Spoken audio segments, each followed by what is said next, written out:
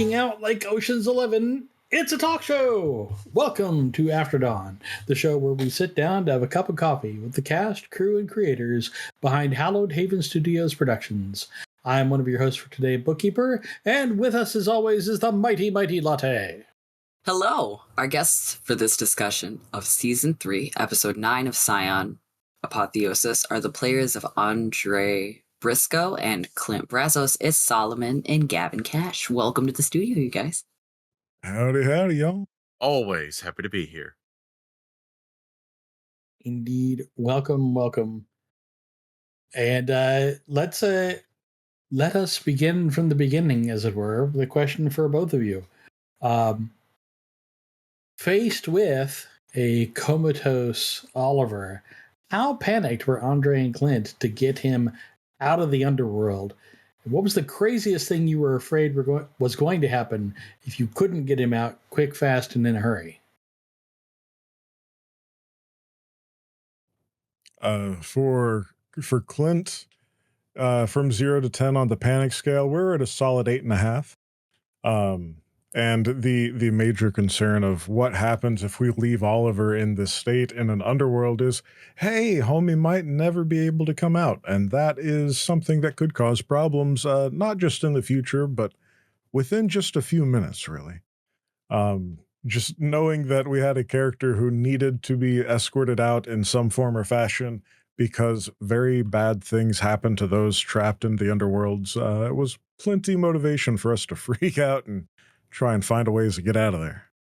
Yeah, same for Clint or Andre, because Andre knows what his uncle's underworld is like, and his uncle likes to keep his underworld as the same as possible. So anything that's in one state tends to stay in one state, and he's just like, well, we can't have someone being asleep, then can we? So we need to get Oliver the Fyuck out and get him to the overworld so that way he can recover as necessary, unlike in the underworld where he'd probably just stay as he is. It's interesting that this episode kind of began and ended with a pressure the team doesn't always feel as suddenly being on a clock.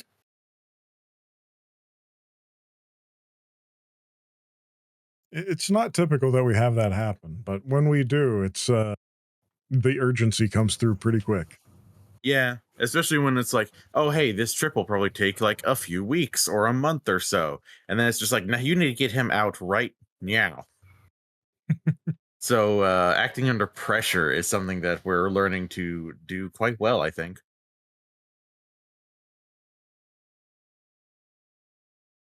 Gavin, a question for Clint. Clint seemed to really curious about assembling his own small brute squad of myrmidons or dead people. Is that an expression for a desire to become more of a tactical combat leader, or is it more just for extra bros?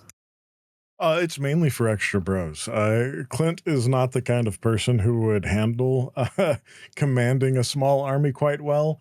But having a contingent of animal friends to help out when you need something, like, hey, go fetch this. Hey, we need to ride around over there. We need some eyes in the skies that aren't necessarily Ian. Just any sort of utility thing that we need. That's something that Clint is interested in expanding and helping out. And also, you don't really see a lot of ghosts of animals as far as he's seen. So he's trying to, liven up the place, as it were. So Clint would be more interested in having, like, animal spirits rather than, like, human zombies like Gwen has. Yeah, exactly. He's not sure necessarily the intricacies and morality of controlling the corpses of humans, and if it's really anything different than controlling the corpses of animals. But at the same time, he finds a little more comfort in knowing that he's not kind of piloting around someone that's important or has played a role in other people's past and would traumatize them to no end. Not to say that having a zombie horse wouldn't necessarily be an untraumatizing event. But I figure we can pass that off a little bit easier and still bring comfort to folks who might need it. The old lady walks by. Black Beauty, is that you? Oh, no. It's not that horse. And she Promise. just looks like it. You can pet her if you want. It's okay. Just be sure to wash your hands after.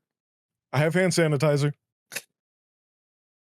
Well, speaking of concern for one's animal friends, we saw Clint actively experience stress while Ian was being a distraction for the party.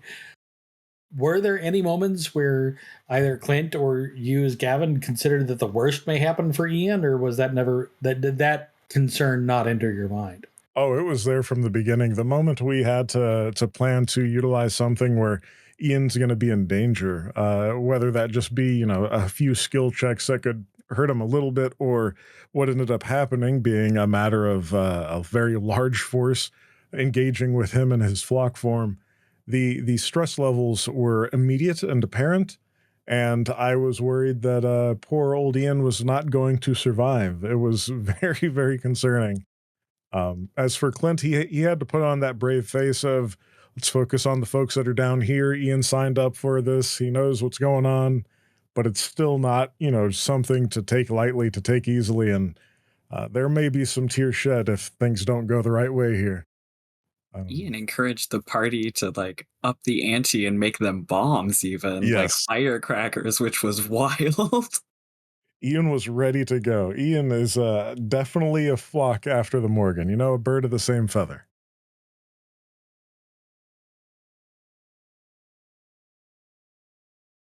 Hey, Solomon. Yes.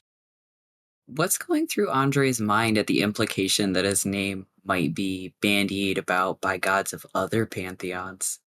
Oh, fuck God, why? That's a good answer. Yeah, That is a good answer. Elaborate. It's a little mix of oh, hey, other gods know me. And yet there's also the issue of, oh, wait, other gods know me. Why? Porque. But I don't know if I like this. Maybe I like this. I don't know if I like this. Yeah, he's not. They just said it's hey, we talked about you. It's okay, what'd you say? What did you say? It's one of those things where it's hey, I have a 5-star review on Lyft. I'm the best driver known to man. And then you get a request from a celebrity and you're I didn't sign up for that though. Yeah, exactly. It's also, who's talking about me? Which ones? Please? That sudden fear you'll end up working for Dr. Doom. Oh no. Yeah. Wonder if we'll ever travel to Latveria. I think that's one of the biggest double-edged swords in Scion though, is the more gods you know, the more you can grow your legend and tell your story and get out there and do more quests. But on the other hand, it's how many of those gods that you're coming into contact are going to be yeah, I bet that they'd help me with this. Yeah, how many of them are, one, going to help you, and two, just in general thinking well of you? It's because gods can be quite petty. Yeah, and there's a certain cachet we talk about as people go, as scions go up in legend. There's a certain amount of in the early part you're telling your story and you're building your legend. There's a tipping point, however, where your legend starts telling you. Yeah. And as the group gains a reputation as quest takers,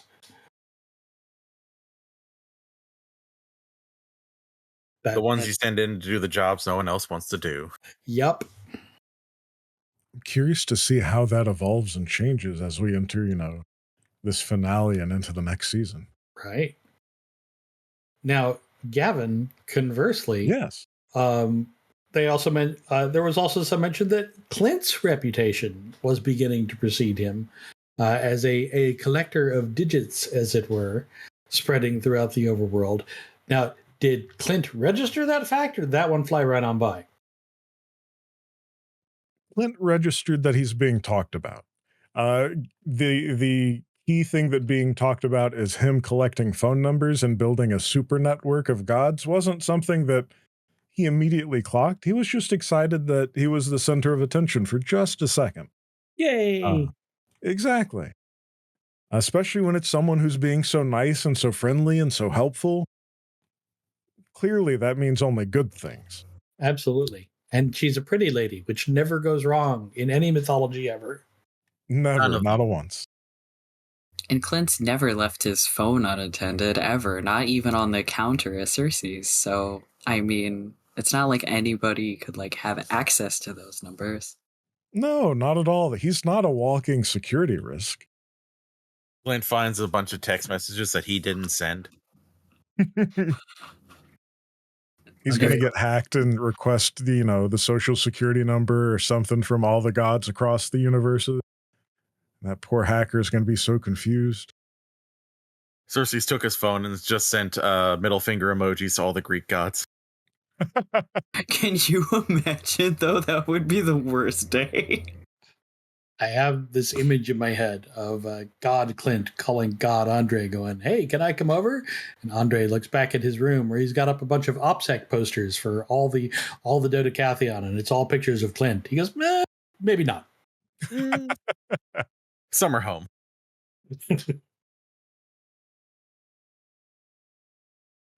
So Why are all the pictures up there in the war room? Don't worry about it. Oh no. Solomon, the Greece and Walmart moment high fives seem to authentically psychically damage Andre. How is it being the one with the brain cells this week? I felt only a fraction of Oliver's pain, and I would not wish it upon anyone else. It is akin to a punishment within Tartarus. But no, it's fine. It's just funny to like Andre's being like, "Oh, dear God, how did Oliver deal with this for like months on end?" I'm not gonna lie, the moment Bestep was like, "You all are gonna go get me an angel feather," I was like, "This is gonna go so wrong." Yeah, the moment that Angel left her lips, Andre was just internally screaming at like max volume. I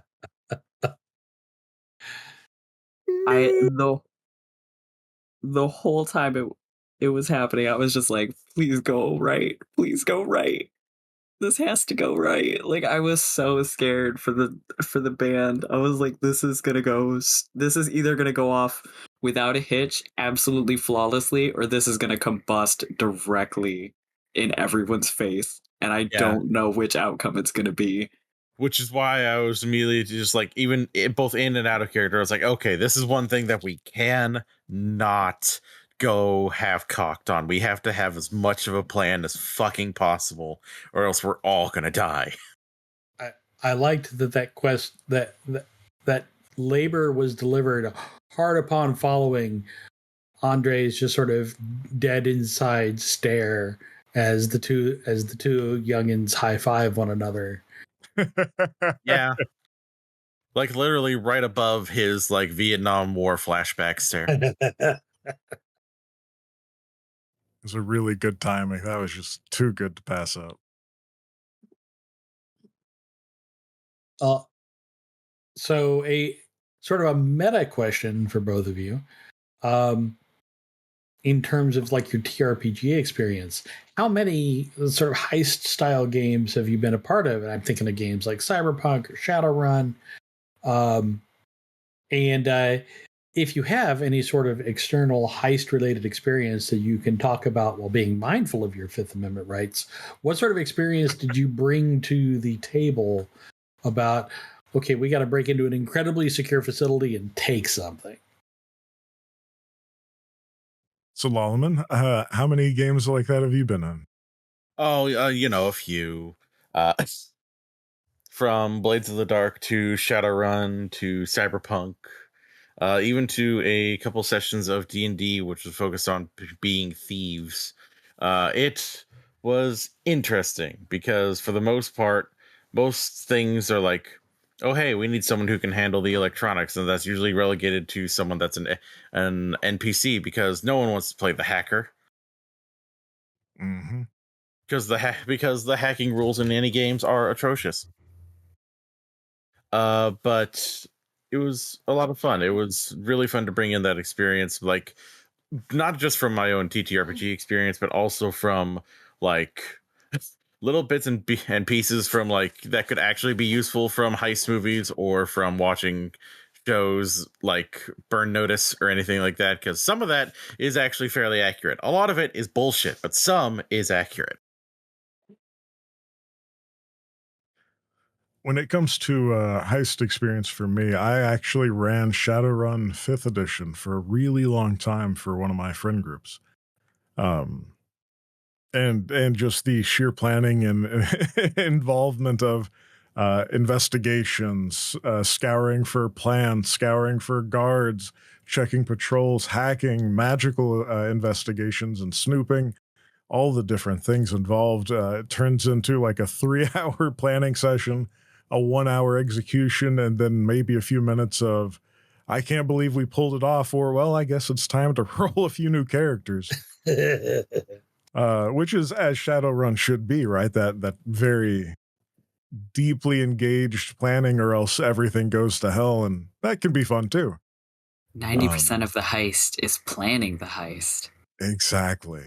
There were certainly elements I recognized as an old Shadowrun player myself. I said, okay, there's these people have done this before. Yeah, it was pretty clear we all had been familiar with a little bit of that kind of setup before, and it worked out to our advantage, I would say. A moment of clarity in an otherwise chaotic stream of events for our scions.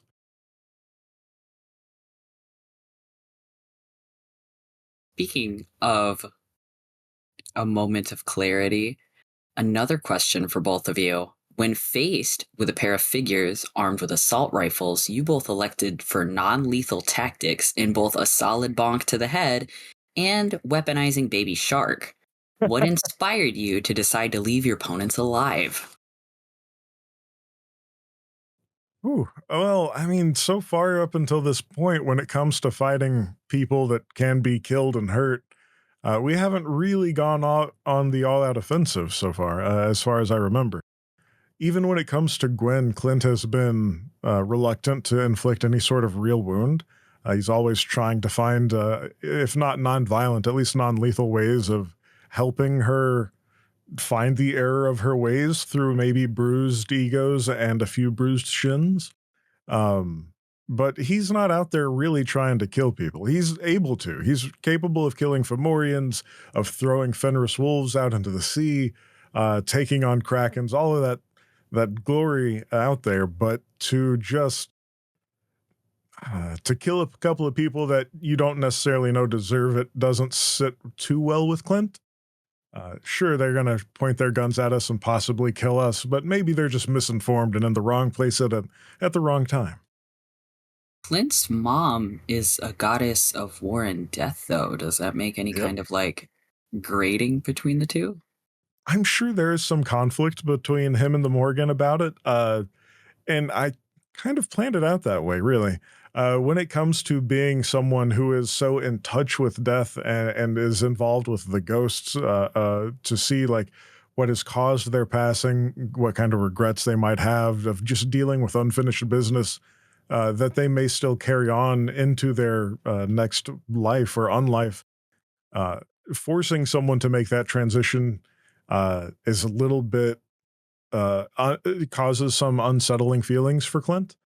And even though, it comes with the assignment of, this is your job, this is what you have to do, um, he's still likely to see and continue to see death as still not at the end. It's just another part of the process, but something that should be taken very seriously, something that shouldn't just be in a moment's notice.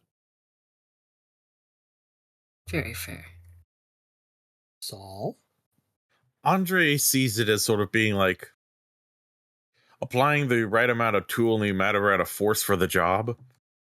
Because like one, he doesn't know if there's like any sort of like spells or any kind of boons that are active that might have the Titan spawn or Fallen Scions realizing, hey, two of our people just fucking kicked the bucket. But it's also just like, Well, I mean, we don't have to make this whole entire hallway slick with blood or murderize people, so we don't. So if we can just get one quick bonk and get it and just move on, that's fine. He'd rather save the lethal violence for people that he absolutely is positive deserve it.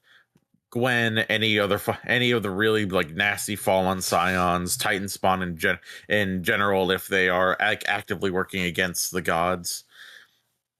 But like just two people that look like they're working for the company and may not even really understand what's going on or what is happening around them, despite their legend rating. As long as they're just moved out of the way, it's fine by him. It's also interesting to me. I don't know if this came up in your mind at all, but all the discussion of Stefan this season, when confronted with people who were not as powerful as you, there was a clear decision to not do the Stefan thing, not do the Gwen thing. Of I'm not going to drop bodies and leave behind broken hearts, even if I don't necessarily think that those hearts have anything good in them. Yeah, it's not really just trying to be better, it's just trying to be efficient, and like excessive amounts of violence is just against like two random schmucks that have nowhere near the amount of power we have. It's not really like So there's nothing to be gained from that. it's less empathy and more you're not worth my time. A little mix of both, but Andre would never really say empathy unless you asked by someone that he really really trusts. Empathy, But for the most part, definitely. yeah, it's you're not worth my time. Speaking of the treasure room, the band snatched so much loot. Have you Right? thought that there might be people or other gods looking to get those goodies back? Oh, absolutely. That was the whole thought process for Clint, was this all has to be stolen and belongs to someone else. Sure, we're here for the feather, but I can grab that which might have other stuff that is important in it. When he saw the backpack, there's got to be more stuff in it that belongs to other people as well, and that's why he went for that. I was actively screaming in the chat to get that backpack. I wanted that backpack so bad. It needed to come with the band. If nothing else, it's got to be like a bag of holding, right? It could be useful. Plus, Exactly. It has to be special. It's in the treasure room. Like, Right. Can you imagine it's just like a random Adidas backpack? I would be so sad. Just a couple of bricks and a bowling ball in there just to create some deceptive weight. You dump it out and it's just full of dried leaves from like last Halloween. Somebody thought it'd be cool to bring them back. We do that, we're going to find out that those dry leaves are actually the base points for some kind of spell or something. Ruin someone else's day in a different way. Demeter's collection from last fall. Oh, no. And now she's even angrier. It's okay. We'll send a text just to apologize and clarify what happened. Sure.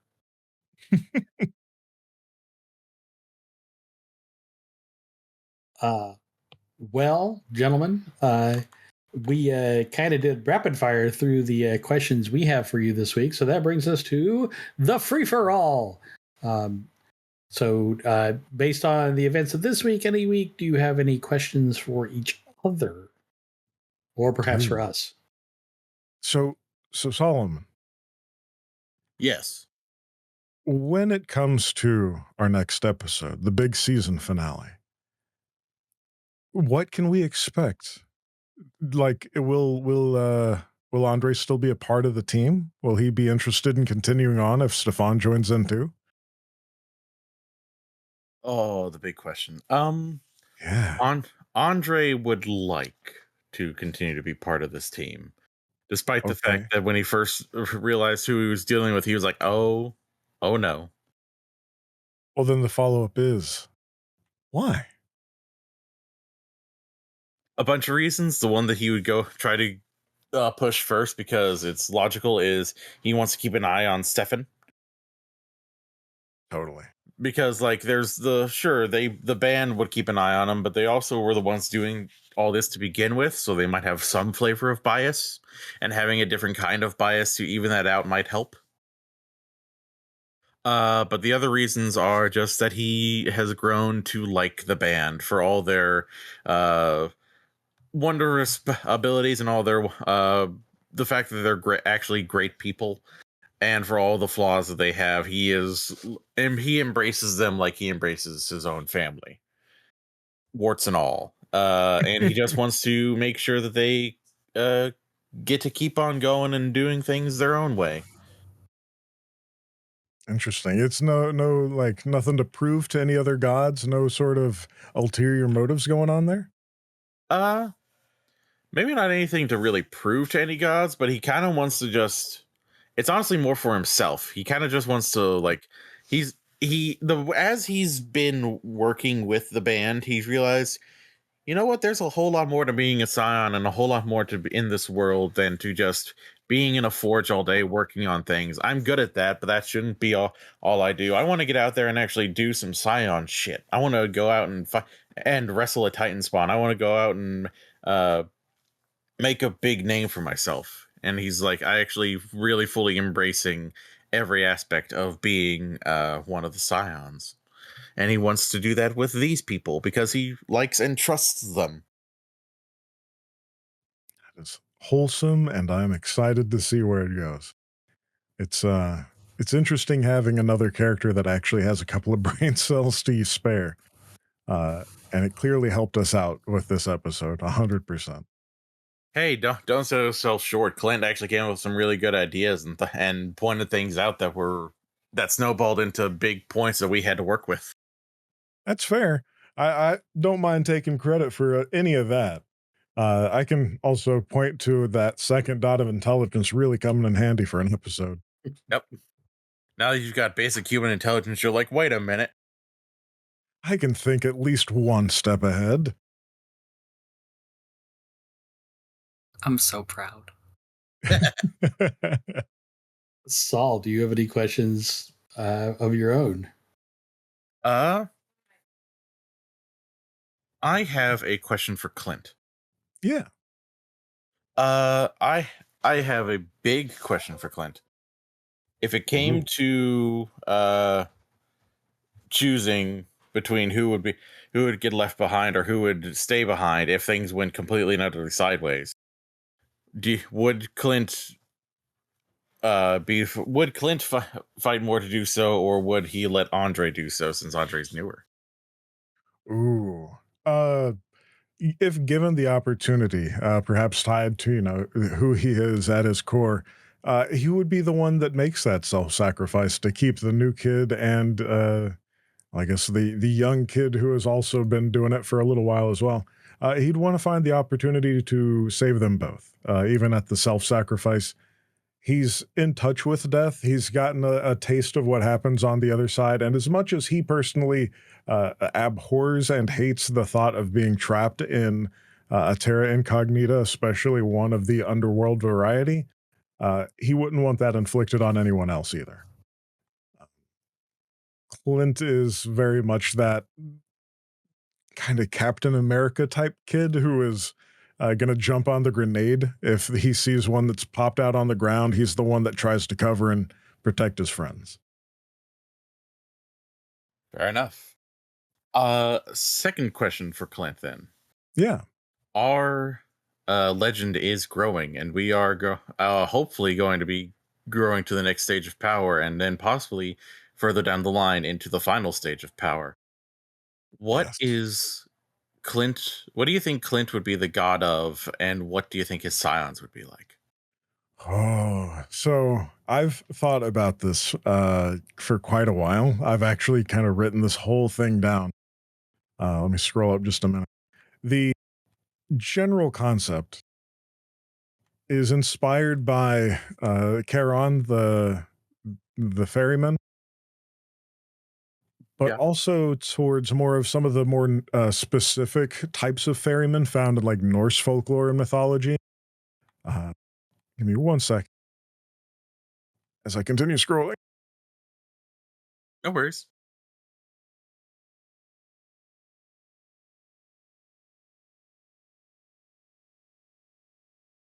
Okay. So the individual I found was Geffion, who is, I believe, the protector and deliverer of either virgins or something to that effect, a very specific subgroup of people who have failed to experience a part of the natural life cycle. Um, and where that comes in for Clint's side is he's more of the delivery person for someone who may have never been able to experience adulthood. So he's talking more like kids and teens. And that's really the origin point for the whole idea of how can I utilize the unquiet corpse in such a way to provide comfort to people who need it, and also to still be a part of, actually using it for something. Because up until this point, we've had this power, we've had this capability, but whenever I try and find a way of Clint using it, it never felt appropriate to just bring someone back for the purposes of causing further death and strife.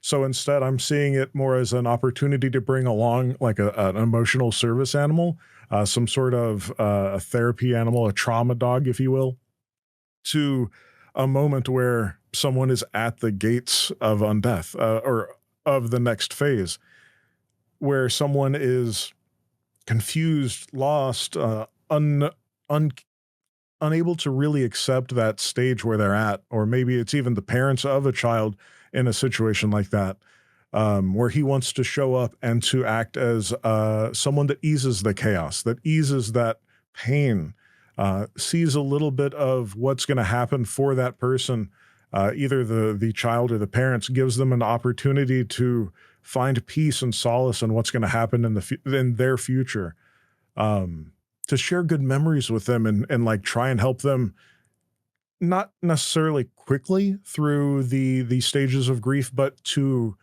start on those stages of grief and find acceptance as quickly and as peacefully as they can. Um, and it's something that kind of hit me as well. Like I've known some people that have passed away well before they should have, and there's this moment of just fear and terror of what's going to happen, not necessarily to them, but to the people that they're leaving behind. And so when it comes to letting go, that is the point that Clint wants to be able to help in. He wants to be that kind of a god of death, that person who provides the support to those who need it. Uh, and so when it comes to his scions, it's going to unfortunately be a lot of the things that he himself has a hard time dealing with, of going to those underworlds, of helping make those deliveries, of engaging with people who need that support, whether in life or in death or some other, who knows what's further down the line for things like that. But just finding ways of bringing people peace in a truly chaotic and traumatic point in their cycle of life. Fair enough. What do you think his science would be like then? I'm hoping they wouldn't be too dissimilar from Clint himself, the happy, eager to help, very community-minded individuals. But I have a feeling that with his purviews and also who he has come from, being able to do the protecting as required means there's going to be a lot of soldiers, a lot of folks who not too dissimilar from Hell's Angels, who have that whole maybe it's just the PR side, but the folks that go out there on the bikes, protect the kids. They're at rallies, they're at CSAM events to try and make awareness more of a known factor, to more or less intimidate people into making a better choice for their lives and for those around them. So there's going to be gruff and rugged and outwardly intimidating individuals, but at the core, it's all a matter of wanting to help other people, of supporting and protecting and providing just a chance to find comfort. Rad. Yeah. Fantastic. How about we flip that around? Andre, what do we think Andre is going to end up being the god of, and how does that work for him? Well, shit. No. I actually have thought about this for a little bit when I was actually building Andre. Because while he is, of course, very adept with just making things and working with things, I think his actual like purpose would be more emotional and a little more esoteric. I sort of see Andre becoming a god of mainly three things. The main ones being hope and ambition. Though I also see him being a god of loyalty, given that he basically, if you stick by him, he will be ride or die and he will bleed for whoever is with him with a smile. Hell yeah. I definitely see him seeing hope and ambition as being interlaced and like important to one another. Hope being the want for something to change, and ambition being the drive to make it so. And I see him very much focusing on doing that kind of thing to impart like not just want and ambition or like for greed's sake, but to make the world different, better, maybe to give way for there to be bigger changes down the line, everything working in tandem to create a bigger, better system, whether it be a system of governance, a system of machinery, anything that can just turn something that's broken or failing into something wonderful and hopefully everlasting. Awesome. How would Andre keep his scions in check and doing what they're supposed to?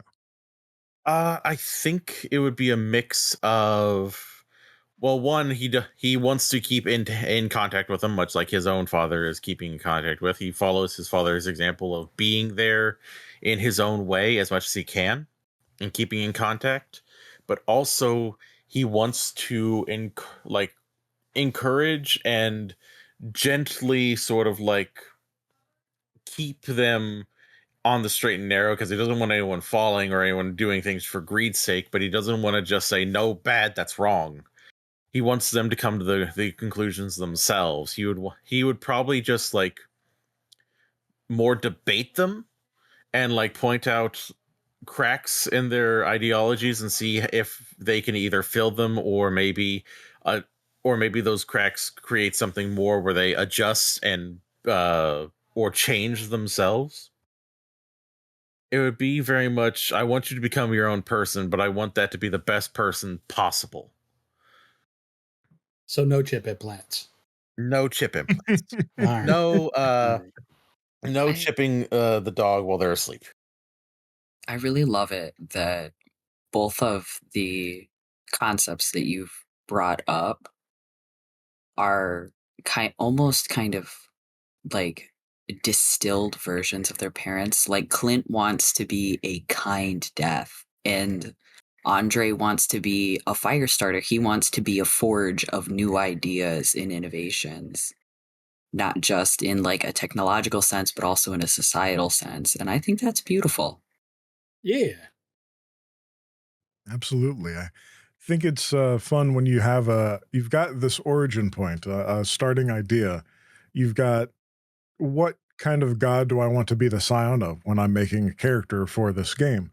And then that does lead inevitably to the question of, okay, if we ever hit that level, what do I want my character to be the god of? Which helps to kind of align where we're going here. It seems like we've both clearly picked up, yeah, the forge, the kind death. We've got these core concepts in mind, harkening back to our pantheon, our god parent.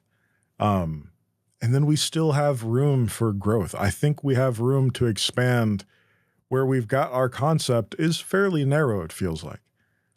But those gods have 5, 6, 8 different purviews associated with them, epic stats associated with them. I think we can still find little niches for our gods to fill the cracks in, to expand our capabilities at a later date. So Yeah.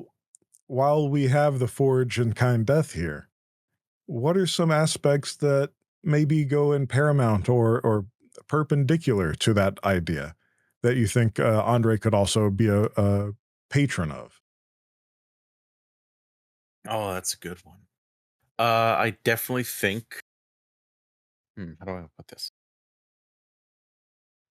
One thing that I think would be very important is not just he would probably keep with having a focus on crafting because that's just what he spent most of his mortal and mortal-ish time doing.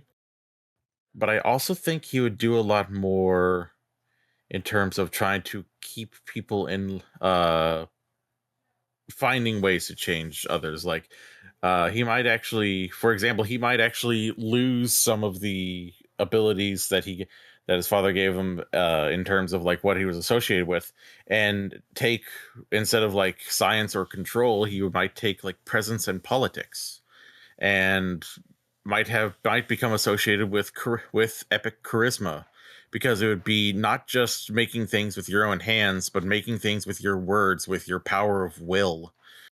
And that could reach out to his kids being politicians, could reach out to them being just social activists, and upwards of possibly being freedom fighters and rebels.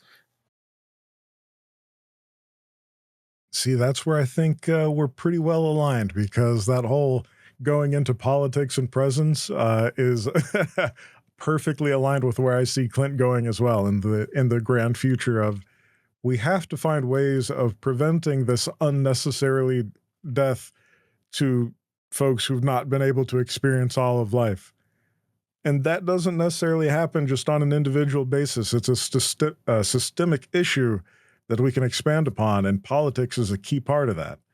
And Clint's not necessarily the hyper intellectual person, but I think leading onto charisma and wits and perception, something that his godparent isn't necessarily the epic or the patron of the epic versions of those. But I have a feeling that Clint could definitely lock into those things while still providing that protection and care for the folks who are passing on. Definitely. I'd also definitely think that Scions of Andre would lose a lot of their physicality. Like, I think he would keep the epic stamina just so that way they could weather the storm of to push ahead and to continue doing what they're doing. But they probably wouldn't be as strong. They would probably be more witty, just so that way they can see more of what's going on and react to it in kind quickly. Okay. How does vengeance play into that whole aspect, though? I think vengeance is important less for how Andre sees it as just being like, I they hurt me, I need to hurt them, and more for bleeding out into those around them, working to seek retribution for injustice as opposed to just wanting to watch someone who hurt you suffer. It's more wanting to see justice meted out aptly. Hell yeah.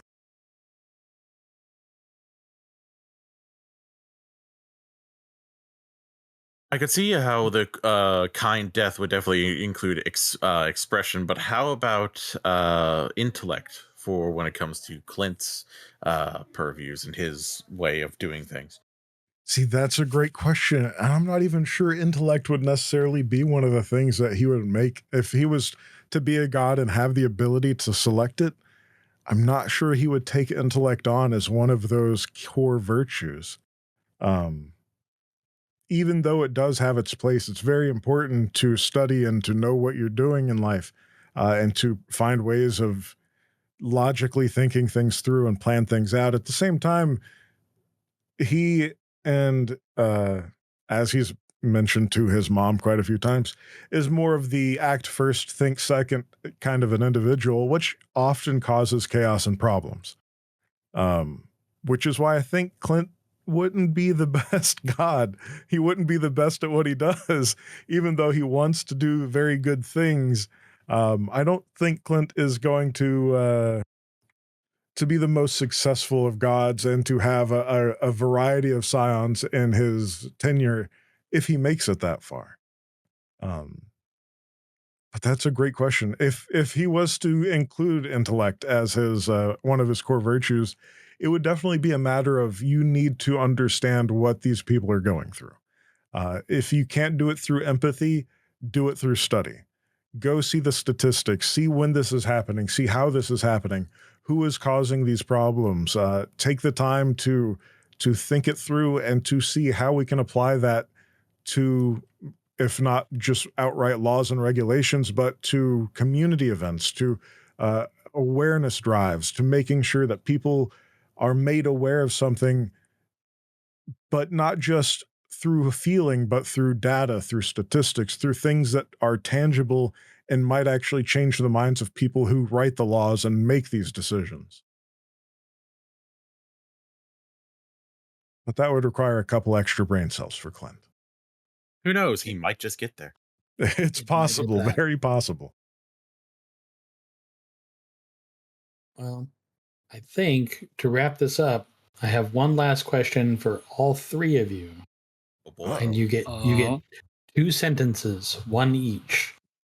For the finale, greatest fear, greatest hope, 1 sentence each.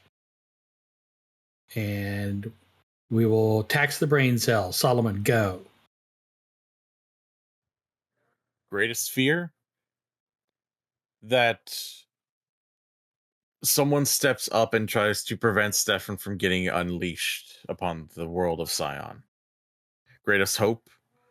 That Andre can throw in fully with the band and show that he is committed to them. Gavin? The biggest fear that I have for our finale is that is that when we free Stefan, it's not that someone's going to get in the way of him going out and wreaking havoc. It's that he will voluntarily go out and wreak havoc upon the world after having been locked up for quite some time and given the opportunity to change his mind.